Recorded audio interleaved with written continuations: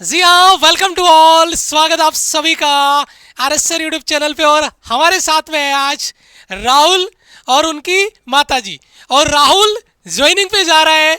जी हाँ, एयरफोर्स में इनकी ज्वाइनिंग है और मेहनत इन्होंने जो की है आज उसका फल, आज उसकी मेहनत। मम्मी जी साथ में आए, बड़े खुश हैं, बच्चा भी खुश है और सिलेक्शन के दौरान ये जो खुशी है वो काबिले तारीफ है। तो हमारी ओर से इनका तहे दिल से आभार, वेलकम। और हाँ, इन्होंने जो संघर्ष किया वो आपके साथ ये शेयर करेंगे और जो गलतियां इन्होंने की वो गलतियां आपको नहीं करनी है, क्योंकि जो ये बातें आपको बता रहे हैं कि जैसे जैसे इन्होंने तैयारी करी, सिलेक्शन निकाला, वो बड़ी बात थी। तो सबसे पहले तो राहुल का हमारी ओर से जो स्वागत है वो रहेगा। और हाँ, आपका अगर कोई और सवाल रहता है तो कमेंट में जरूर मेंशन करना। आगे जो बच्चे इंटरव्यू के लिए आएंगे उनसे ये सवाल हम करेंगे। तो यहां पर देखिए राहुल, ये आपका वो बच्चा जिसने मेहनत करी, सिलेक्शन लिया और एक बार में नहीं आया ये सिलेक्शन, थोड़ा सा टाइम लगा है। ओके, यहां पर हाँ, तो ये इनकी माताजी के लिए। और सबसे इंपॉर्टेंट चीज है, आप पहन लीजिए, ठीक है, सबसे इंपॉर्टेंट चीज है कि मेहनत करना और आगे बढ़ते चलना। सबसे पहले शुरुआत राहुल से नहीं करेंगे। राहुल यहाँ पर देखिए स्क्रीन पे इनके यहाँ पर रिजल्ट भी इन्होंने लगाया है, यहाँ पर टीम ने।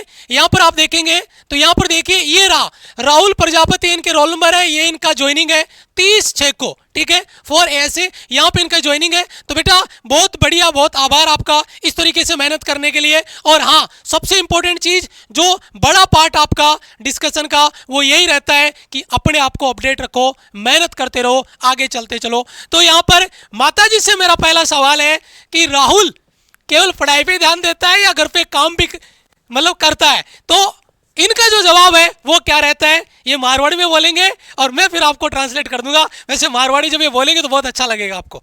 जी बताइए। सर ये तो पढ़वा में ध्यान रखता है, काम कोई मतलब को नहीं है। काम से कोई मतलब नहीं, केवल पढ़ाई करो। 3 भाई बहन है और तीनों में यही क्राइटेरिया है, मेहनत करो, पढ़ाई करो, काम से कोई मतलब नहीं है। तो जब आप काम के लिए बोलते थे तब तो ये क्या है कि मार तो आंख पड़े, मैं तो पढ़ डूला, मन कौन ध्यान। अच्छा। ये कहता है मैंने कोई नहीं के ध्यान। अच्छा। आगे कोई ये क्या है कि काम करो, मत अपने ये करे ली। ठीक है, मतलब काम नहीं, अपने को पढ़ाई करनी है, पहले पढ़ाई है। और आज ये इस बात से खुश है, इस बात से नाराज नहीं है कि बच्चे घर पे काम नहीं करते हैं, इस बात से खुश है कि आज बच्चा सेलेक्ट हो गया और तीनों में सबसे बड़ा बच्चा है। और जब बड़ा बच्चा परिवार में सेलेक्ट हो जाता है तो बाकी को भी अच्छी लाइन मिल जाती है, वो भी उसके गाइडेंस में आगे बढ़ते हैं। तो राहुल से मेरा पहला सवाल, बेटा सबसे पहले आपने तैयारी करी डिफेंस की, तो कहाँ से आपने स्टार्ट किया? सर मैंने सर्वप्रथम मैं कुचामन गया था। अच्छा, ऑफलाइन, आप ऑफलाइन तैयारी करी आपने? यस सर, मैं ओके, पहले ऑफलाइन गया ओके। आपने कितने टाइम तक तैयारी की? सर लगभग 6 मंथ। तो आपका फिर पेपर हुआ, उसमें रिजल्ट आपका पॉजिटिव नहीं रहा नहीं रहा। 6 महीने बाद में फिर आपने कैसे? सर मेरे ऑनलाइन से मैं जुड़ गया आरएस सर से। अच्छा, फिर मैंने ऑनलाइन प्रैक्टिस और यूट्यूब पे क्लासे और ओनली प्रैक्टिस वही मतलब केवल यूट्यूब से तैयारी की आपने? ये सर, और सर बेस ले रखा था और उससे प्रैक्टिस की थी। प्रैक्टिस की बेस से? Yes, sir. अच्छा, कॉन्सेप्ट आप यूट्यूब पे पढ़ते थे, पढ़ते थे। बैच में प्रैक्टिस करते थे? yes, sir. ओके, तो आप जो बैच से प्रैक्टिस करते थे या यूट्यूब की क्लासेस करते थे, पहले शुरू में आपने रिकॉर्डेड देखना स्टार्ट किया, यस सर। है ना? फिर आपको पता चला कि इनकी ऑनलाइन क्लासेस होती है, फिर आप बैच में जुड़े। तो बैच में जुड़ के जो क्लासेज आपने कंटिन्यू करी, उसमें क्या बेनिफिट आपको मिला? सर मुझे सबसे मेरा बेनिफिट यही था सर, प्रैक्टिस। सर मैंने सर प्रैक्टिस का मुझे सर ये सबसे अच्छा लगा, क्योंकि सर उसके अंदर 1 मिनट का टाइम रहता है और 1 मिनट में क्वेश्चन को सोल्व करना रहता है। और उससे सर मेरी स्पीड इतनी हो गई कि सर मैं इस बार मैंने सर अच्छा, आप स्कोर कर पाए, बड़ा सर। अच्छा स्कोर आपने किया। प्रैक्टिस जो अपने एप्लीकेशन पे होती है उनका एडवांटेज है कि जो स्पीड आपने मेंटेन की है, प्रैक्टिस आपने मेंटेन की है, वो एग्जाम में नजर आती है। Yes, sir. अच्छा, उसके बाद में आपने पेपर दिया, कितना स्कोर बना आपका? सर मेरा फर्स्ट टाइम पेपर दिया, उस टाइम मेरा 34 स्कोर था हाँ सर। उसमें मैं पीएसएल में बाहर हो गया सर। कल नितिन का भी इंटरव्यू आया था एक दिन पहले, उस बच्चे के 31 नंबर थे, वो बच्चा भी पीएसएल में, उस बच्चे ने 6 महीने तैयारी छोड़ दी थी और उसके बाद में दोबारा एग्जाम दिया पीएसएल में बाहर, फिर वो बच्चा फेल हो गया, फिर उसको आया गुस्सा और फिर तैयारी की और फिर उसका नंबर आया 46।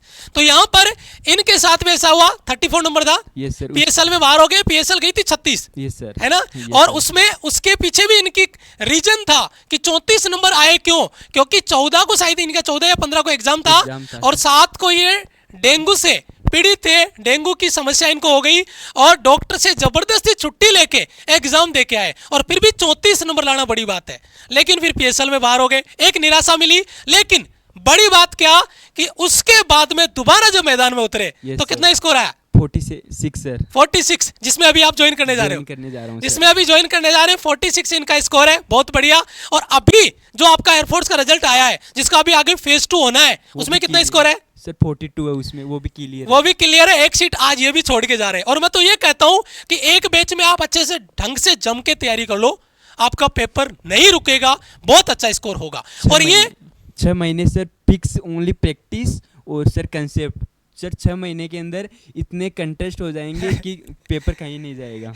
और उसके बाद में आप बस रेगुलर उस चीज को रिवाइज करते चलो, प्रैक्टिस करते चलो, कॉन्फिडेंस आएगा और जो एग्जाम आएगा उसको फोड़ देंगे। तो राहुल ने एक मैसेज, अगर आपसे कोई बच्चा ये पूछना चाहे, आप छोटा सा मैसेज बच्चों को ये डिलीवर करना चाहे कि बच्चा कैसे पढ़ ले, शुरू से लेके आखिर तक ब्रीफ में बताना, ताकि बच्चे का सिलेक्शन हो जाए, जैसा आपने किया वैसे। सर मैं सुबह पहले ओनली नोट्स पढ़ता था, नोट्स के बाद जिस चीज़ का प्रैक्टिस होती थी ना, उसी को मैं सुबह नोट्स में पढ़ता था, फिर उसी की प्रैक्टिस करता था।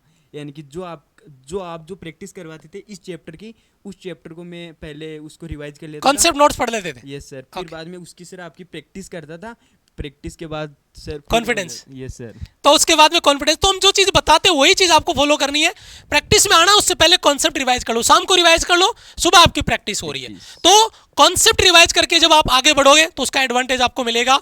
और बहुत बहुत धन्यवाद इनका, ये हमारे स्टूडियो आए। और राहुल का मुंह मीठा करेंगे क्योंकि ये मिठाई लेके आए हैं, और ये मिठाई तो एक बहाना होती है, बस यहाँ पे मिलना आपसे होता है। तो इसी तरीके से मम्मी को भी खिलाइए, है ना। तो ये एक बड़ी बात है हमारे यहाँ पे स्टूडियो में आना। और अब जो इंपॉर्टेंट पार्ट है वो ये है कि जब बच्चा यहाँ पे आता है, हमसे जुड़ता है, और उसका मैसेज जब आप तक डिलीवर होता है, तो वहां से बहुत सारी चीजें निकल के आती है कि बच्चे का सिलेक्शन कैसे होता है, ये जरूरी हो जाता है। तो इसके लिए बड़ा इंपॉर्टेंट पार्ट आपका मिलो राहुल जैसे बच्चों के साथ में। वहां पे बहुत सारे बच्चे आपको मिलेंगे जो वहां पे ऑलरेडी मिलेंगे आपको सेलेक्ट होके, और वो बच्चे वहां पे ज्वाइनिंग पे आपका सपोर्ट है, एज ए फैमिली आपको देखने को मिलेगा। और उसी के साथ में जब ट्रेनिंग के बाद में वापस आओ, इनको भी कह रहे हैं बाकी बच्चों को भी कि आप भी आओ, ट्रेनिंग के बाद में आना, वर्दी के साथ में आना, क्योंकि उस दिन सैल्यूट करने का मन करेगा। आज वर्दी नहीं है, लेकिन फौजी तो बन चुके हैं ये, क्योंकि अगले 10 दिन बाद में फौजी बनने ही है, ज्वाइनिंग पे जा ही रहे हैं। तो वर्दी के साथ में आइए, और अगली बार जब आएंगे तो मिठाई हम आपको खिलाएंगे हमारी ओर से, ठीक है। Thank you so much. कोई डाउट रहे तो कमेंट जरूर करना। जय हिंद, वंदे मातरम।